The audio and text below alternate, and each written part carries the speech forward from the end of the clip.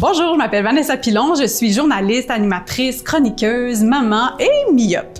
Et quand j'étais en secondaire 2, il y a une de mes enseignantes qui m'a demandé de rester après la classe et je pensais que j'étais un petit peu dans le trouble, mais non, elle voulait juste me dire qu'elle avait remarqué que je plissais beaucoup des yeux pour regarder au tableau, un signe que j'étais peut-être myope. En gros, la myopie, c'est un trouble de la vision qui fait en sorte qu'on voit clairement les objets de proche, mais ceux qui sont loin apparaissent flous. Eh bien, elle avait raison parce qu'avec un examen chez l'optométriste, on s'est rendu compte que j'avais bel et bien besoin de lunettes. Quand on sait que 80% de l'apprentissage des enfants passe par la vision, je me dis que mon parcours scolaire aurait été clairement différent si cette enseignante-là, elle n'était pas intervenue et je la remercie d'ailleurs encore. Et pour en parler, je vais rencontrer Madame Isabelle qui est enseignante en deuxième année du primaire depuis plus de 20 ans. Et tout comme mon enseignante à moi, elle est aux premières loges pour constater les effets des troubles de vision sur l'apprentissage des enfants.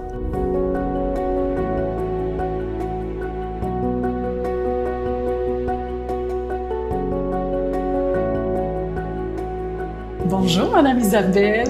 Bonjour, Vanessa.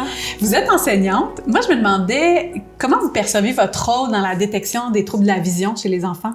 Bien, en tant qu'enseignante, je passe la majorité de mes journées avec les enfants dans la classe. C'est sûr qu'il peut m'arriver parfois de soupçonner de potentiels troubles de la vision. Comme je suis vraiment en contact avec les parents très souvent, si j'ai des doutes, c'est facile pour moi de leur en faire part. Les doutes que je peux avoir, ça peut être par exemple quand je vois un enfant qui plisse des yeux, un enfant qui s'approche vraiment près de son livre pour faire sa lecture, ou encore s'il me demande de s'asseoir à l'avant pour bien voir au tableau. Puis est-ce que ça vous arrive souvent justement d'en détecter? Étonnamment, ça m'arrive presque à chaque année. Ah ouais? Oui. C'est quoi les impacts que ça peut avoir dans un parcours scolaire d'avoir des problèmes de vision, tu sais, même dans la sphère académique en général? Ce que ça fait, moi, ce que je remarque, c'est que l'enfant va perdre son intérêt, va cesser de porter attention à ce que j'enseigne. Puis certains enfants ne diront pas qu'ils ont des difficultés. Puis là, ils vont se mettre à pas bien comprendre la matière que j'enseigne. Ça peut être juste la vue qui est le problème de tout ça. Ouais, bien ça a été ça dans mon histoire aussi, tu sais, plein de difficultés visiblement pas connectées entre elles, mais finalement qui avaient la même racine. Ça a réellement un effet domino, puis selon un récent sondage, on estime que près de 12 000 enfants au Québec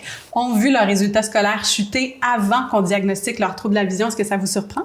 Non, je suis aucunement surprise de cette statistique-là. Souvent, on le sait pas c'est quoi la cause. Fait qu'un simple examen de la vision, puis là, après ça, l'enfant va arriver à l'école avec le port de lunettes, puis très souvent, ça va régler bien les problèmes. Tu sais, je pense que le message qu'il faut passer aux parents, c'est qu'ils soient conscients qu'ils sont responsables autant que les enseignants dans la réussite éducative de leur enfant. Juste le fait d'aller passer un simple examen de la vue, ça peut tout changer. Et l'Ordre des optométristes du Québec recommande que tous les enfants, dès l'âge de 6 mois, puissent passer un examen de la vue. Ensuite, à l'âge de 3 ans, bien sûr, avant l'entrée à l'école, et par la suite, là, à chaque année, de 6 à 18 ans. Ouais. Donc, c'est quand même important. Puis, par la suite, une fois qu'on a une bonne idée de la santé oculaire de l'enfant, bien, un simple suivi peut suffire. Tu sais, ça peut être juste un suivi à chaque année.